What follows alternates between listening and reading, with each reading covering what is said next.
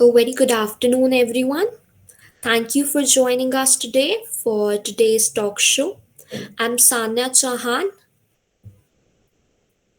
And I'm Garima Pandey. and we are with you till the end of the event as the host. Just a little housekeeping before we get started. Kindly switch off your mic and your cameras for a better experience. Any kind of malicious sound and activities aren't expected from the audience. If you have any questions during the webinar, please type them to the chat box. We'll bring them up during the session and also have time for questions at the end. Okay, guys, so let's have a quick brief of our club.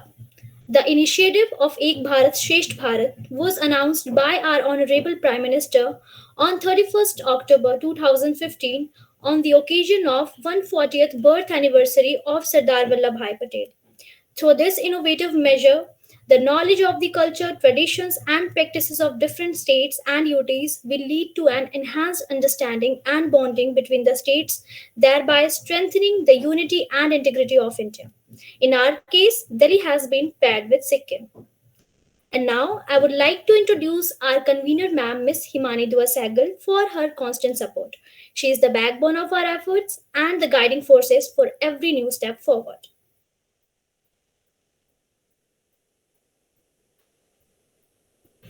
This is our team.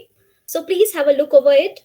Our president is Prachi Rikhari, vice president Gunjan Agarwal, secretary Sanya Chauhan, treasurer Garima Pandey, creative head Harshita Bansal, event coordinator Mansha Gupta, HR manager Ananya, and language mentor is Parismita Kalita.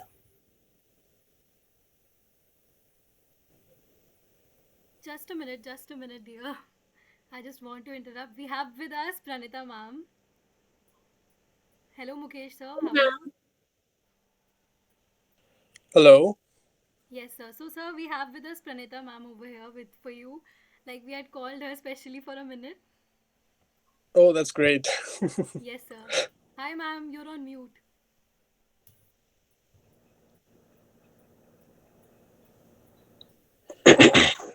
Ma'am, you are on mute. Pranita ma'am.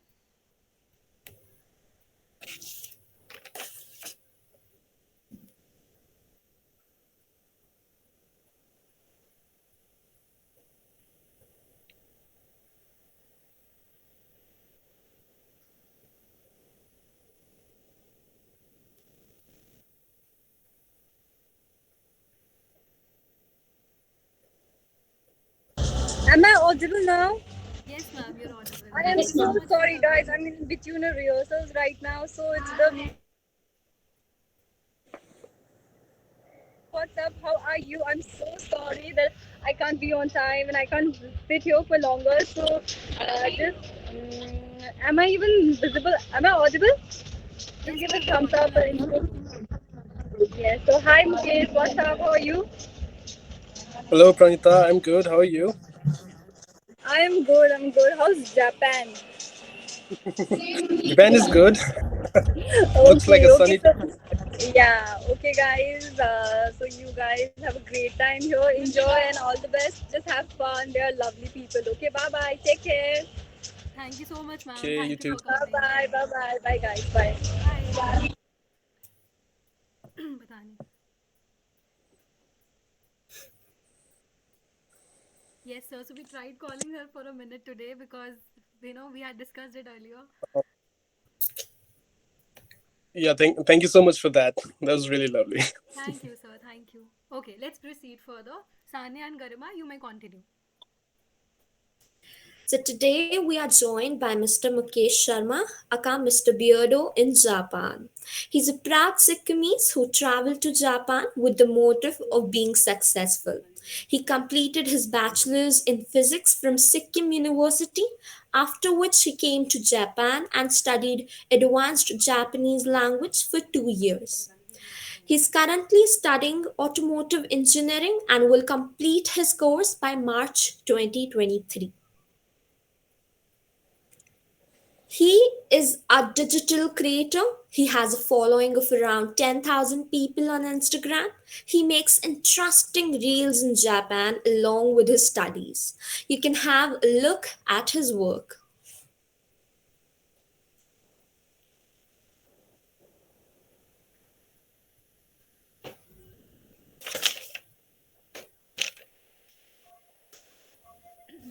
まだこの世界は僕不快ならしてたいみたいだ望み通りだろう美しくもがくよ互いの砂時計君の中にある赤と青き線それらが結ばれるのは心の像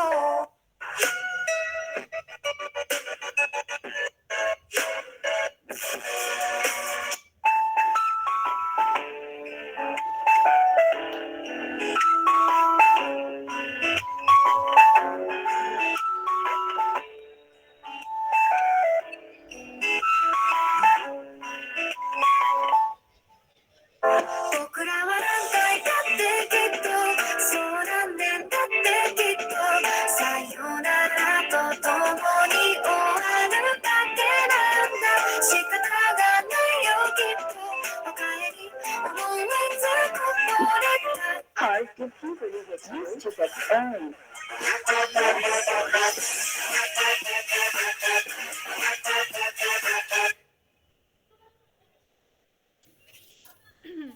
Yes, so to especially notice that the Shayan wala tika, which is showed in the last video, that is basically Yeah. how I recognized you as a Sikkim, to be honest. Because, as Oh, EBSB Club, we are really keen to know about Sikkimese people. And when I went through, through that video, then I realized that you're actually a pure Sikkimese and, you are such a, you have uploaded things. So we are grateful for that. And it was a short compilation of your videos. So credit goes to you. And guys, please follow him, everyone who is here. Yeah, Beardo in Japan. All right. yeah. Thank you so much for the sweet introduction. Thank you, sir. Thank you. Sanya, you are on mute. Okay, welcome, sir, and thank you so much for joining us today and making this webinar very precious for us. And now, from here, the stage will be all yours. Okay, thank you so much, guys, and I thank you all for this opportunity that you have given me, and I'm glad to be here. And yeah, basically about myself, my name is Mukesh. I'm from Pakyong, Sikkim, uh, where the recent latest airport is, the place Pakyong. And I'm currently like 26 years old, and I did my bachelor's from Sikkim University in physics. And then after doing my bachelor's, uh, to be honest, I was never a good student. Like I was an average student. So I don't know what, like I didn't apply for the masters like my other friends did, and I did my computer applications for over 6 months or so. And between that time period, I got to know about this opportunity of how I could apply for college in Japan and I can study in Japan.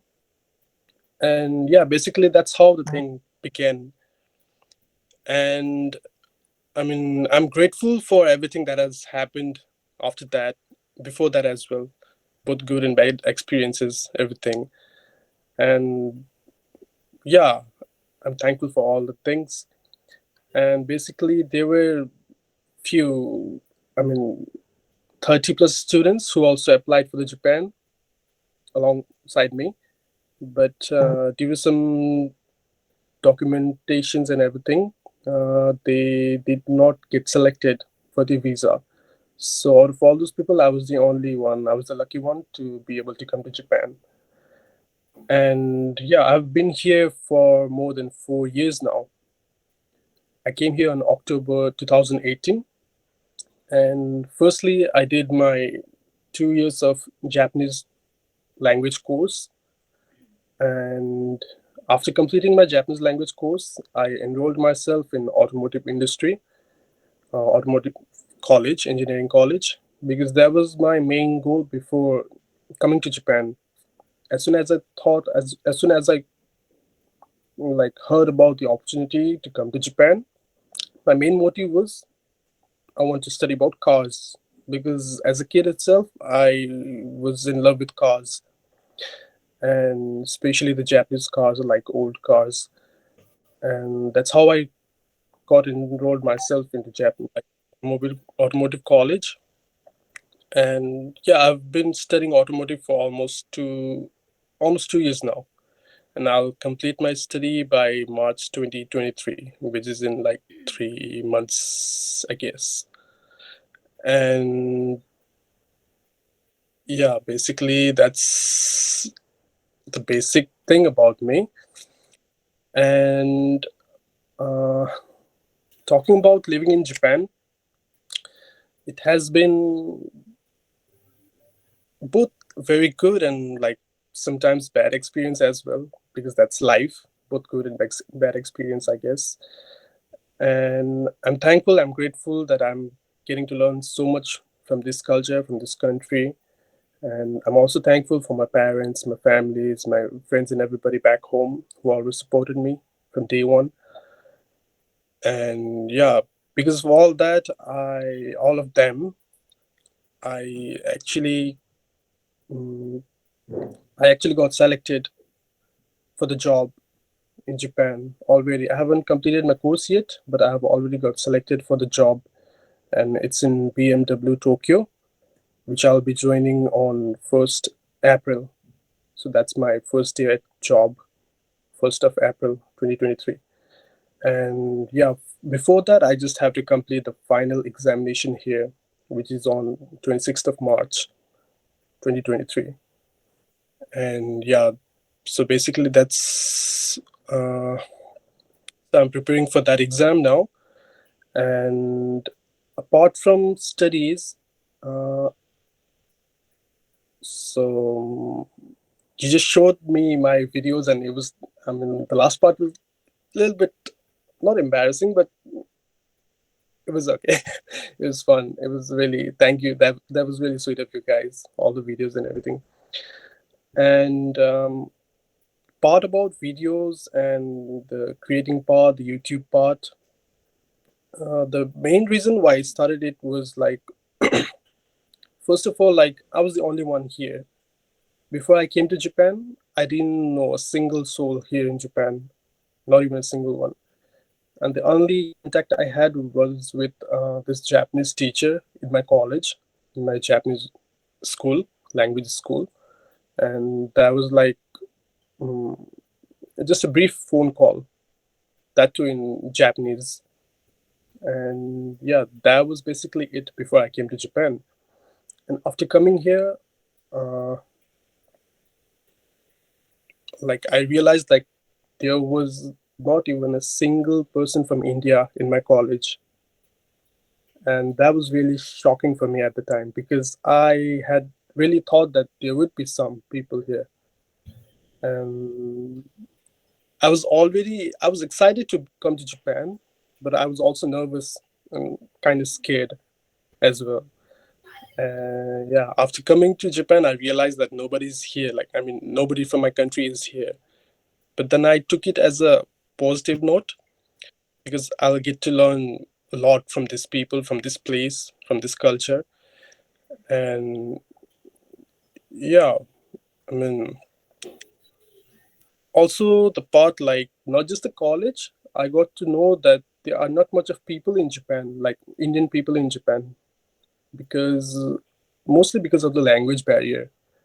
So Japan still has a very low population that speaks English, and because of that, we can't like.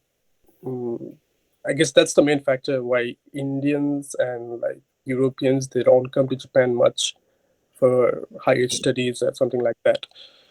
So the first thing I had to do was brush up on my Japanese, not just on textbooks, but get outside and interact with people and get to know them, know about the culture, know about their lifestyle and everything.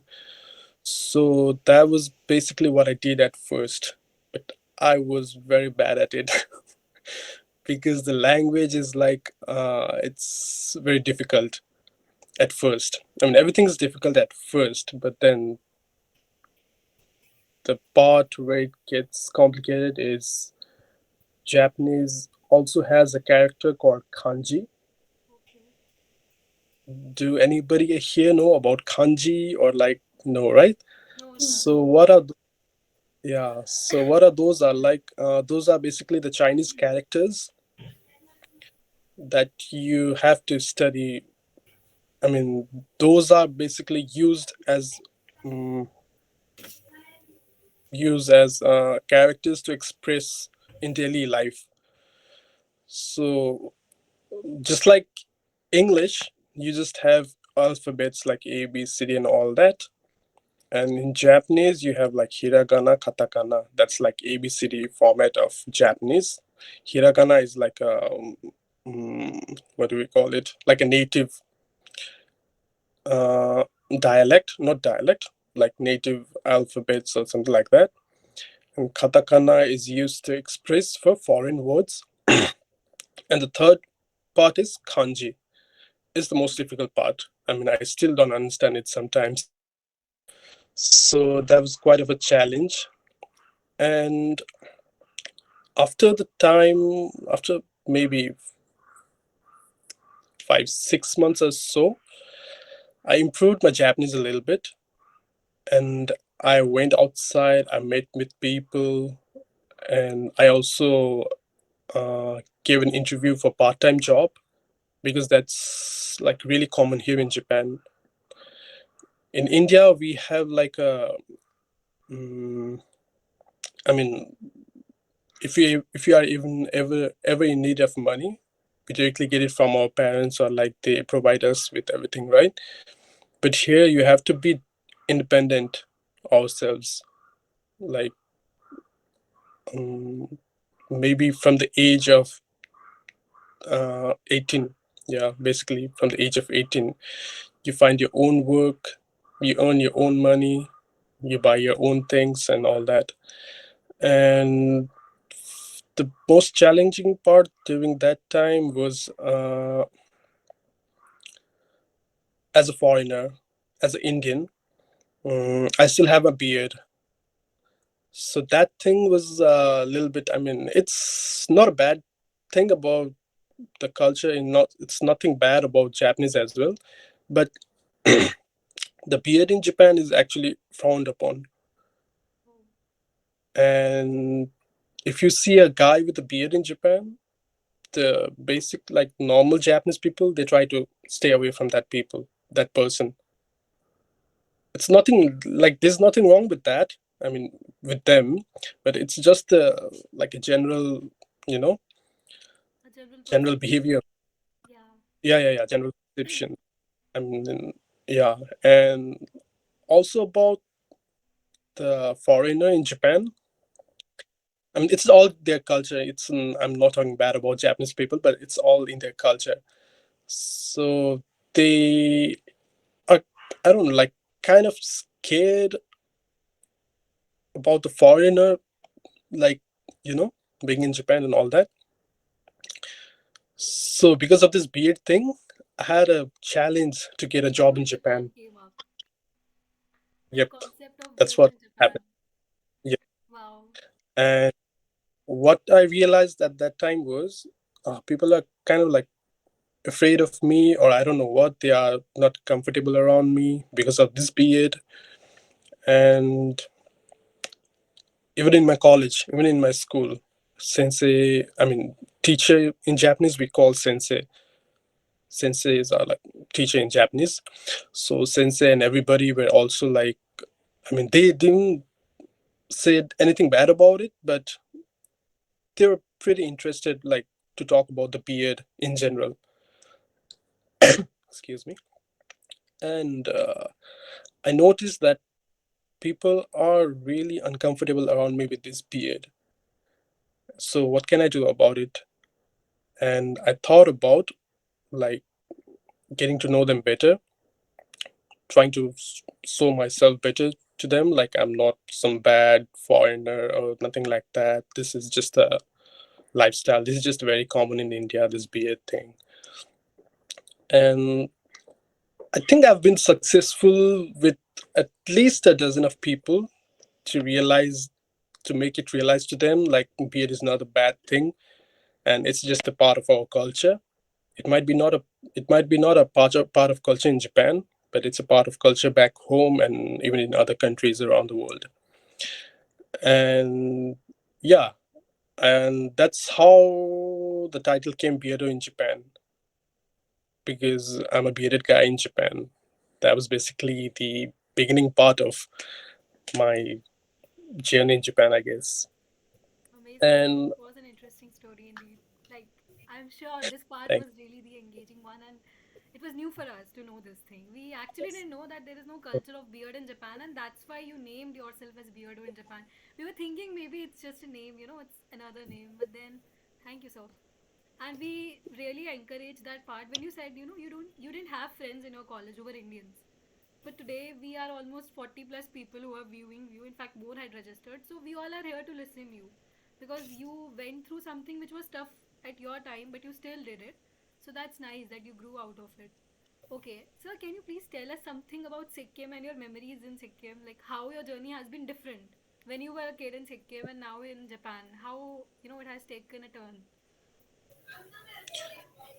Yeah, okay. So basically, Sikkim, Pakyong. I'm sure most of you haven't even heard of Pakyong, right? Heard, sir, heard. Maybe now, like the airport is there, so it has become a little, I don't know, famous, or like people know about it. But then it's a very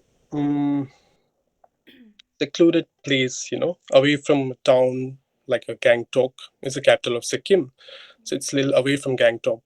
And basically, my brought up was like done in a place. I'm very, very grateful for my childhood and my everything that I've experienced in my childhood.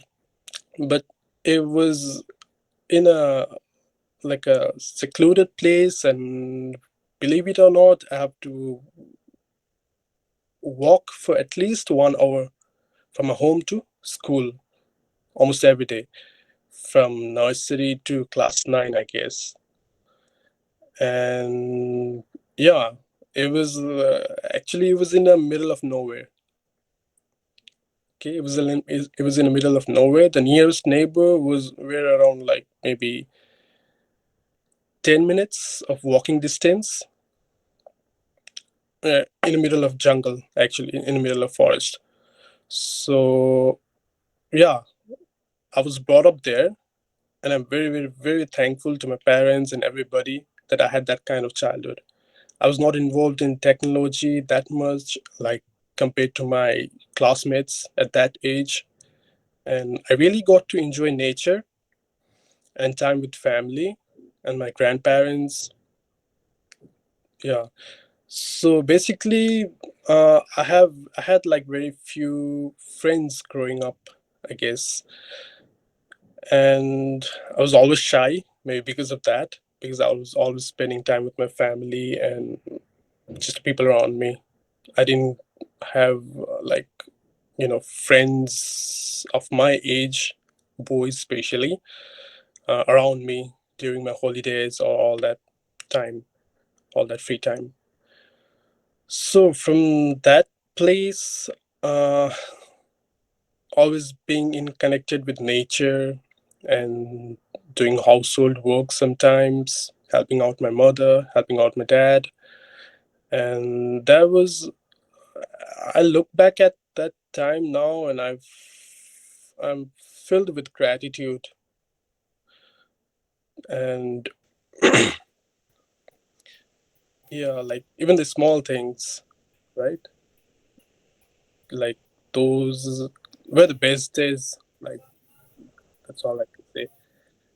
And after my secondary education, uh, I applied for college, like in Sikkim University, for BSc Physics honors, and as my most of the friends did.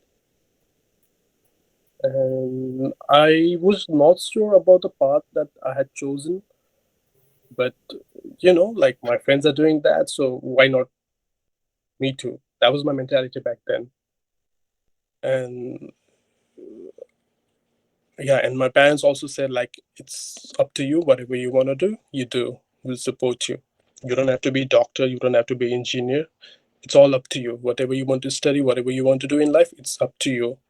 But we will support you fully. That was always like a best thing about my parents. They still do. Whatever it's up to you, you do it. We can't force you, we won't force you, but we will always be there supporting you. And yeah, I enrolled myself in college for BSc Physics.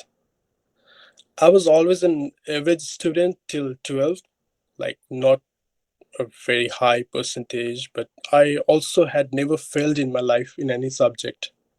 So I was that kind of student. I don't know, maybe I was a little, uh, anyway, I don't know. So after getting myself enrolled in college, I was like the college life, the university life, it's a little different from school life, right? I think everybody here can agree with that. And after like first year of college, I think I didn't study that much, and to be honest, like I took it lightly and I thought like it's just like school studies, it'll be fine. 1 month before examination, I'll start preparing for examination, I'll pass it out easily. That was basically my mentality back then. And what happened was i failed I failed the subject mathematics, and that hit me hard. I failed in such a way like not just failed, but also in other subjects like physics and chemistry, I didn't actually get a good marks. So in total, you had to get like 120 marks out of 300, and I could not qualify for this next semester. So that was such a like a, I mean, maybe I had a little ego, like I could not fail. I have not failed till now, so I'm not gonna fail. Maybe that was there or something, but yeah, I had failed and I could not proceed to next semester. And basically what was there was like there was two options after that. Either I could drop out college or I could like try again. And what I did was I had to sit back and I sit back like 6 months of my time just doing nothing, wasting 6 months of my time, and I had to apply again for the college. I did that.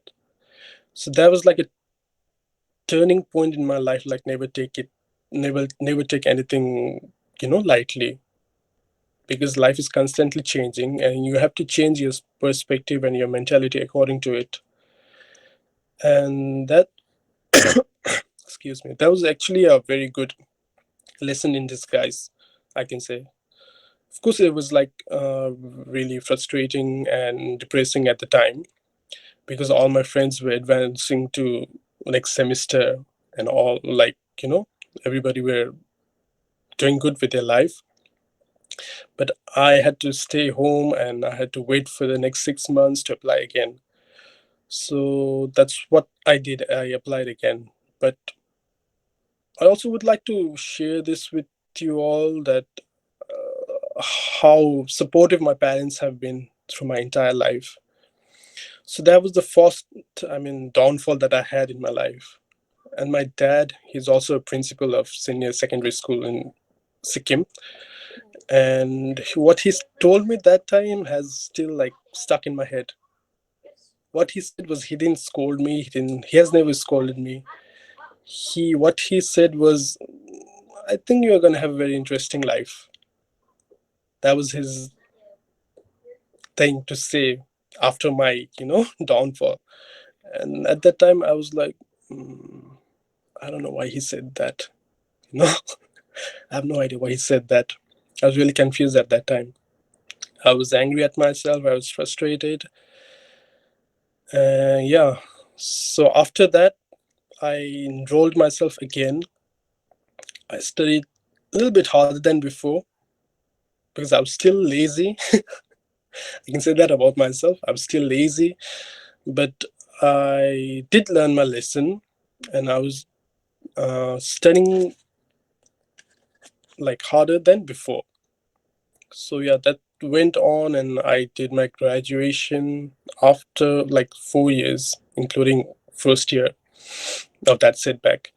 So after 4 years, I finally completed my graduation, and it was a it was great. It was best, like college life and friends, and you are also studying. But I always used to feel like maybe I've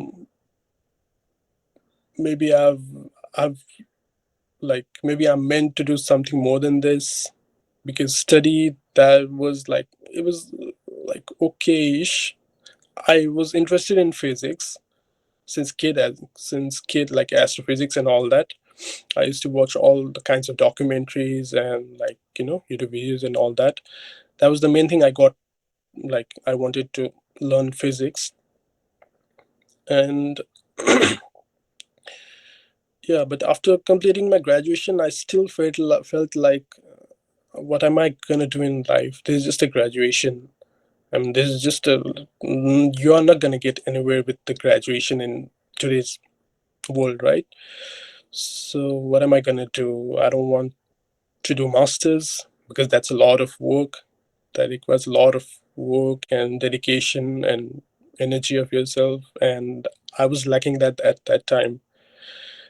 And that thing that my dad said, that I'm gonna have an interesting life, that had stuck on me, on my mind. It's still there. And I used to think while going to bed at night, like, why did my dad say that? I mean, I did complete my graduation, but I'm not happy. I'm happy-ish, but I'm not satisfied with myself. So what do I want to do with my life? I don't want to do masters. I don't want to apply for any like low income job, anything. What am I gonna do of myself? I was a bit worried as it's also. And during that time period, I was like trying to keep myself engaged. That's why I like applied for computer applications, like, yeah, diploma in computer applications, which was a course for around 8 months, 8 months or so. And I, yeah, after during that period, uh, I got a call from my dad, actually, that uh, one of his colleague was told him about this opportunity to go to Japan. And basically I had to apply to that uh, agency and pay them some amount, and they're going to teach us like Japanese course for around 6 months. And yeah, after that we can apply for visa, and after receiving like mm, acceptance letter from the college in Japan, we can apply for visa and we can go to Japan and study and make our career. So something hit me there, and I was like, I was a fan of anime, and yeah, and I did know few things about Japan. And also, like, other than physics, my other interest was cars since I was a kid. So I used to always watch a car in a road, like, and I always, that's, it's still my habit actually. If there's a car going by, I have to watch it. I have to look like which car it is and which company car it is. I have to look at the company logo, and if I get the time, I'll even look at the number plate. I don't. That's just my habit, and I used to do that since I was like around 7 or 8 years old. At that time, I used to memorize the name of a car, Suppose if it's a Wagoner, and after few years, I used to learn about the company, like which company it belongs, like Maruti Suzuki and all that. And as I grew, I used to like get myself into it, like how much energy does it produce, how much does it cost. That was just like my, you know, subconscious mind just doing its thing, like it was kind of like a hobby or whatever it was. So yeah, when I heard about Japan, all the thing came to my mind. So Japan is famous for cars, right? Most of the cars in India right now, like Indian roads, is Japanese company, like Toyota, Suzuki, and everything. And I was also always attracted by the discipline and dedication and determination that Japanese people have. I mean, we have all heard about it, like even back there, like, right? And I thought, like, I think this is my calling to do something in life, and I think I can make myself, like, you know, satisfy or whatever. And yeah, basically, that was the time I realized that I have to do this. I don't know the result. Maybe I'll get selected or whatever. I don't know, but maybe I should do this. I should definitely do this. And I applied and I studied there for 6 months for like basic Japanese thing and this and that, and now I'm here. So yeah, that's basically my journey from Pakyong, Sikkim to Japan. That's so inspiring, sir. That's so inspiring. Yes, Thank you sir. so We got to much. know two things from here. One was that Beardo in Japan thing, and second thing you told that you were doing automotive engineering. So your interest towards car and automation and everything that helped you here. So these were the two things, right? Right, absolutely, yeah. So we came across your social media handle and we found it really very versatile. You are a content creator, you are a vlogger, you are a car enthusiast, and many things are there inside you. So, like, could you tell us how do you manage them all together? Mm, Basically, the video part, it was like, as I told you before, when I first came to Japan, I got to realize that there are no Indians here. And also, I don't speak the language very well still. I mean, at that time. And I'll tell you a funny story. When I used to go for shopping, like a grocery shopping here in Japan, like first few weeks or months, even a month, it was like I basically knew like three or four, not I think maybe more than that, but very few Japanese words at that time. Yeah, we did study for like 6 months back in Sikkim, like Japanese for 6 months, but studying like just a book and using that practically here, that was a two different thing, and I was not prepared for that at first. So while going to grocery shopping, I used to do like, so there's a word called sumimasen in Japanese, which means excuse me, and it's very common to use that. Even if you're crossing the path with somebody or anything, you just say sumimasen, like just bow down and say sumimasen, sumimasen. And while grocery shopping, I used to be like sumimasen. Just I used to just point at the thing that I'm going to buy, because if I speak in English, nobody understands here. There are very few people who can speak English in Japan, and I just used to point at the thing and like ikura means like how much in Japanese, and I used to do that kind of like, that's how I used to shop. Just point at the thing and ikura, and they would be like this much. They used to count with this finger, and they'll tell us like this much, 500, like 1,000, something like that, and that's how I used to pay them. That's how I used to get groceries. And yeah, after all that, like as I told you, like I didn't have much friends at the beginning. I had this guy, I don't know, like if some of you have like watched my YouTube video, I think he's there in that video as well. This guy from China who used to speak a little bit of English, and he was like the first guy who I talked to after coming to Japan. First student as well in my class. We were together in a class to study Japanese. He came from China, I came from India, Oh. and others were also there. Others were from Vietnam and Korea and other parts, Thailand as well, I think. So that was the only guy. He was the only guy who used to speak a little bit of English, like a broken English. And soon we kind of became like friends and like best friends. And uh, he used to teach me. So, so he was only like a friend. He was the only one whom I could call friend here at that time. So it was like 1 2 months after I came to Japan, and he was also the person who taught me how to use chopsticks because I didn't know how to use chopsticks. And even if I went to eat ramen or whatever in Japanese restaurant, I used to ask for a fork, and that is actually very not a very good thing. I mean, they won't say anything to you, but it's like you shouldn't do that. It's a little bit disrespecting for them. So he was the only friend I had at that time. And at that time period, I was experiencing a lot of new things on a daily basis.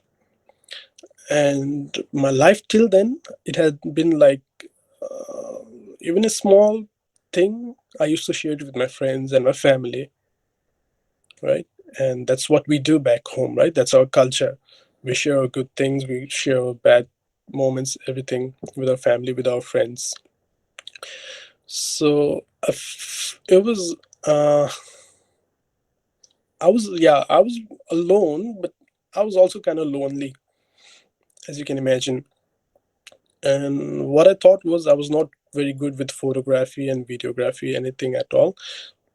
But I thought, why not just give it a try?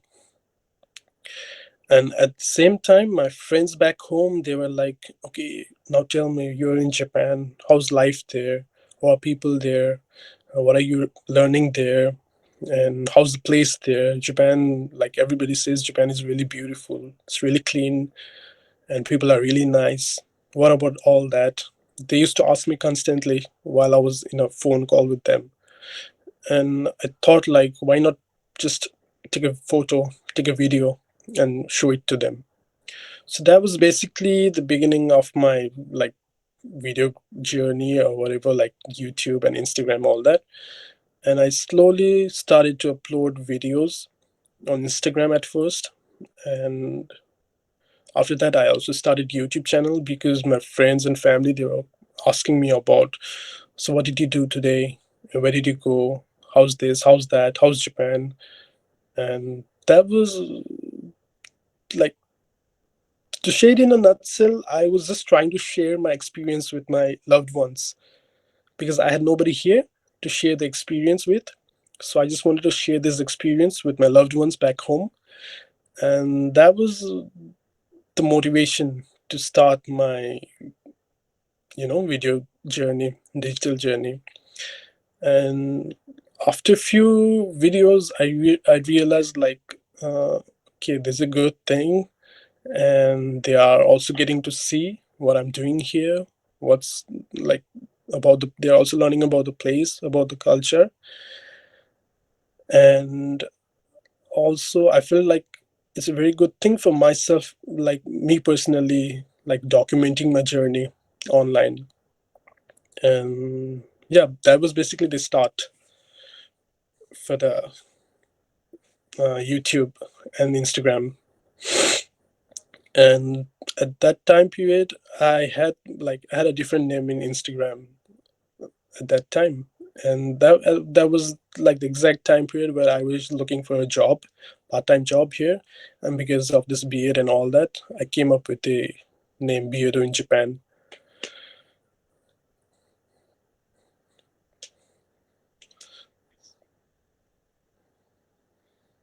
So yeah. Nice to know that, sir. Everything. It all has a story in it. Like, whatever you are sharing is not just, your experience, but something which you have faced there, and then you are telling us. So, it still sounds good to hear all this, but only you know what you have been, like, your journey there. Started. At the start, you must have feel lonely because at days we feel lonely in India, but then you are in Japan, a totally new place. You don't have people to speak, so things are different, of course. We can totally, like, we can't imagine even that what you went through, but yeah, the whole story thing, everything was perfect, and we really enjoyed it, your experiences and everything. It was really nice talking to you. Okay, sir, apart from this, okay, so what do you think, Japan is better or India? Of course, Japan. That's uh, that question is listen, both are better. Both are really good. Both have a very vast culture, very rich culture, and both are very exceptional in their own ways. I'm an Indian, so obviously I'll say India is much better. But we all know like there are various problems back in India, right? Especially with the religion and all that. And over here, there's nothing that sort like there are various problems in Japan as well, but completely different to India. So obviously, I would say India, but uh, culture-wise, if you look very closely, I've come to realize that we are not very different from each other, like India and Japan. Like the core culture that we have, we share the same belief. Like people in India, we respect our elders and all that, right? They do that here as well, and they respect people like they think about other people. The empathy that you see here, like I don't think you can see in any other country in the world.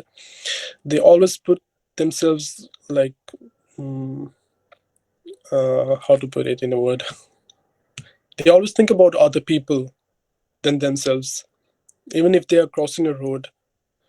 That was like really shocking for me at first when I came to Japan. Because in India, you have to look at while crossing the road, you have to look at the cars and you have to pick a timing and then you have to cross the road, right?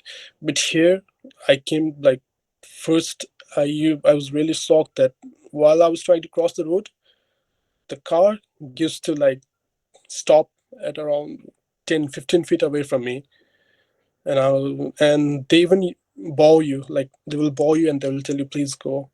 That's very very very normal in Japan, like that kind of little things. But basically uh, India, um, I would say that there are lots of distractions back in India in a daily life basis, like different lots of problems, lots of distractions that we all have to tackle. And in Japan, I mean, there are problems. There are. I would say there are no such distractions, but the the stress part in Japan is like really tough because I mean, uh, the culture part is very hard to talk about actually. So the culture part, uh, Japan, they are not very attached to other people. They don't like to get attached to other people. That's there. But in our culture, we do everything together, right? As a friend, as a family. But in Japan, it's completely opposite. And most of them live a very lonely kind of life, is what I've come to notice. And they don't like to be close with their family. They don't like to have many friends. And even in our generation, they don't want to marry, they don't want to have kids, all that. So that's like the problem that Japan is facing right now. And yeah, think that So to answer your question, I would definitely choose India, India, but we do have to work on lots of things. I mean, the good things are there, So but that was we a do have safe to work on choice, lots of things. India. India Come was a again? safe choice, sir. I Okay. mean, not So talking I about feel the both safety, countries are but good yeah. as per your experience, and you have never been disappointed by either of them. So for you, both are great, है ना? But the thing is, like, India needs to grow in several things, of course. We all know that. There are certain things, if implemented well in India, then we can definitely grow into, a developed country soon. So that is the thing, and that will always remain. Okay, sir. Now coming to Sikkim, okay. So are there any particular things you want to, like, people of Sikkim to focus on, or as we are a club, who is we are supporting Delhi and Sikkim, we are promoting them. So do you have anything for us we can work upon in Sikkim, or maybe to their people, something like that, related to Sikkim? Um, so, okay, let me think about it. Let me think. That's Uh, okay. mm, And did you, like, you said you're a fan of animes, right? What do we call? What is the correct pronunciation? It's anime or anime or what? oh, in Japanese, it's anime, Anime.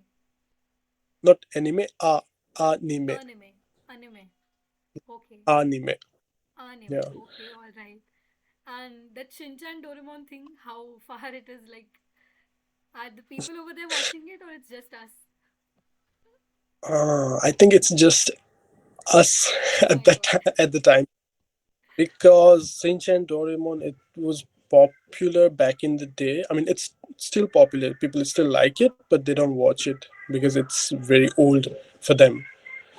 And excuse me, I come to know that the few cartoons that my brothers and sisters, like small kids, used to watch in India, like Ninja Hattori and all that, he was here in Japan around 1970s and 80s. So there's a huge time gap. And I mean, Doraemon thing, it's still popular. I mean, everybody knows it, but I don't think everybody watches it. And talking about like your question before about the thing you want to implement in Sikkim, uh, we, even in the youngsters these days, we think that we don't have much opportunities to do in life.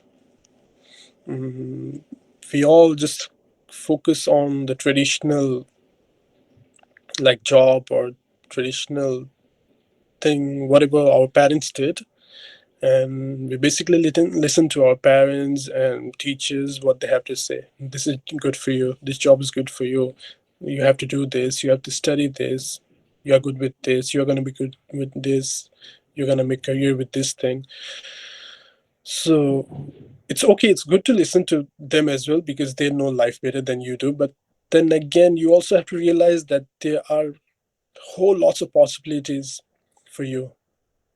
Don't just keep yourself in a box, you know.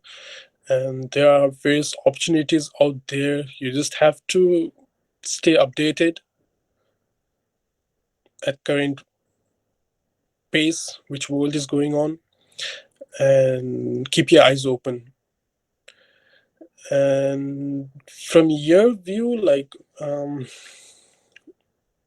think, yeah, that would be the best part, I guess.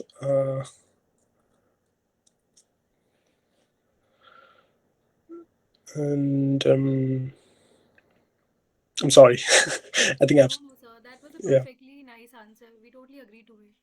I think these employment opportunities, they're much needed. Yeah. Even in Sikkim, in fact, in all the states of the country, and that is an important issue which should be raised, of course.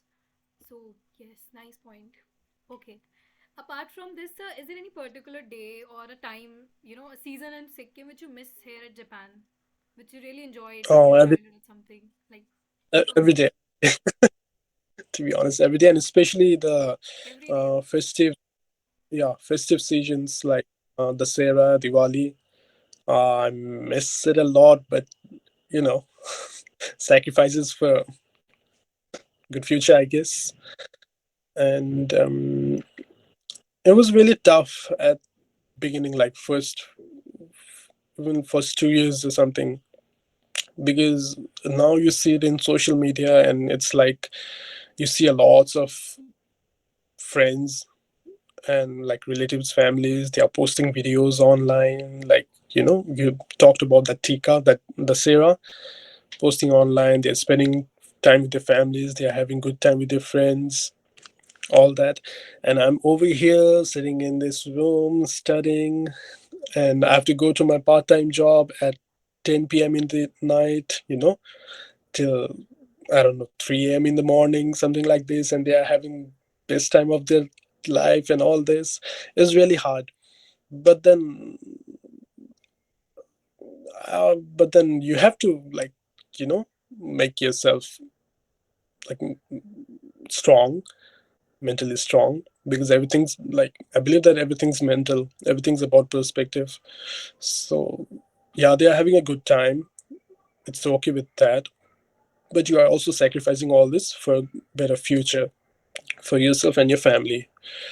And yeah, so I think festive seasons were like a little tough for the first couple of years. Relatable, yeah. Thank you, sir. Thank you so much for your time. It was really amazing. Okay, Thank so do you. we have any more questions in the chat box? Like, I think he covered everything and it was really an interactive session. I enjoyed it personally. Okay, so, sir, there are a few comments in the comment section. Chandan Kumar is saying, nice story. Khushi Jaiswal is saying, sir, you are truly an inspiration. And Aishwarya Raj is saying, I really appreciate you that you haven't changed yourself in order to adjust there. Instead, you try to make them comfortable around you with that beard thing. So you're promoting your culture there. So it's, yeah, indeed, that's inspiring. True that. Thank you, Aishwarya. Okay, Akshara Ranjan has written something in Japanese, I guess. Um, What's that? Or it's Sikkimese? What? oh, Sikkim is, I don't think they like, I mean, basically speak Nepali. Yeah, it might Uh, be Nepali. Arigato, what is this? Akshara, you can like unmute yourself and speak this. Okay, it's thank you. Thank you, sir. oh, arigato means thank you. Yeah. Arigato. So it's Sikkimese or Japanese? What? Oh, it's of course Sikkim is Indian. Oh, oh. Do we have Akshara Ranjan here? Nice. Oh, you mean arigato? Oh, arigato is Japanese. Yeah, Oh, yeah. thank you. Oh, Okay, Garima and Sanya. Thank you so much, Okay, sir. so thank you so much, sir. On behalf of thank. Ek Bharat, Shresht Bharat Club, it's my privilege to propose a vote of thanks on this occasion. My heart fills with lots of gratitude and respect for our distinguished guest speaker, Mr. Mukesh Sharma, for not only sparing their invaluable time for us to grace this occasion, but also for enlightening us with a commendable talk on the subject Journey of Simple Sikkimese Guide to Japan, for gracing us with their esteemed presence for the session. Your valuable and experienced insights on a very interesting and useful topic are sure to have motivated students to explore the multitude of opportunities available in this beautiful world. I would take this opportunity to express my deep regards to our principal ma'am, Mrs. Payal Mago, for being a constant source of motivation and guiding force in our endeavor and efforts to excel in the field of education. I would especially thank our convener, ma'am, Ms. Himani Dua Sehgal, for her unfaltering support and confidence in us. My deep sense of thanks and appreciation goes to all the participants who were live with us and attended the webinar with great enthusiasm and made it a great success.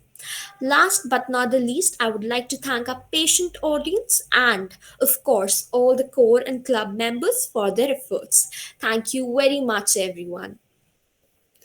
Now, I would like to request everyone to kindly switch on their cameras for a good group photograph.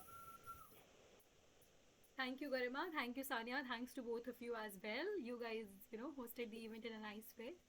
Okay, so we have people over here. We have Khushi, Vidushi, Harshita, Kanika, everyone. Okay, Idam. So we are ready for a group photograph. Yeah. Social media team, Sanya, all ready, all set? Yeah. Please take screenshots, dear.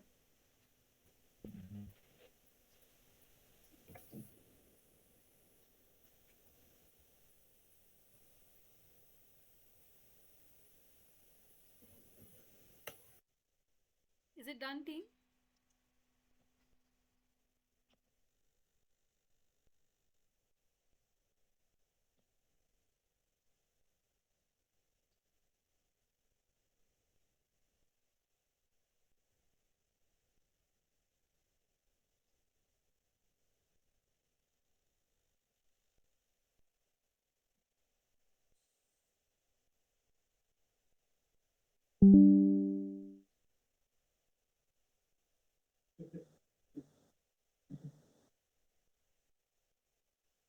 Yes, I think it's done.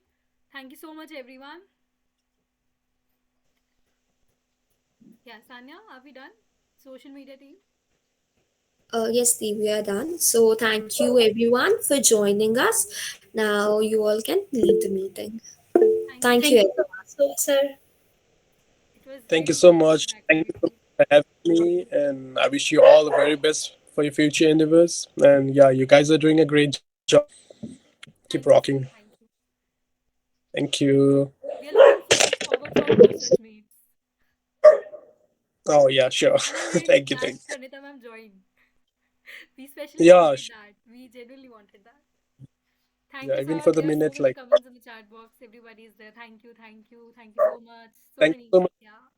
Thank you, everyone, for Thank you. joining. All the participants. All right. Bye bye, guys. Thank you, sir. Okay. Bye. You take care. Who's the Zangpo?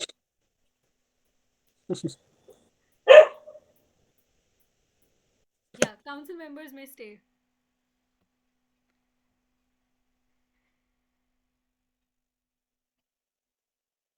खत्म. हाँ 1 घंटे में निपटा दिया हमने. बढ़िया थी no doubt. बहुत स्टोरी बताई उन्होंने. जापान कैसा है, सिक्किम के कौन से गाँव से आए हैं वो, कैसे उन्होंने ग्रो किया, फेल हो गए थे 1 साल, वो सब बताया उन्होंने.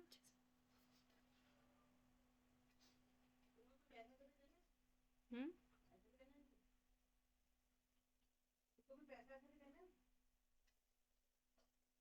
नहीं नहीं, पैसे क्यों देना है.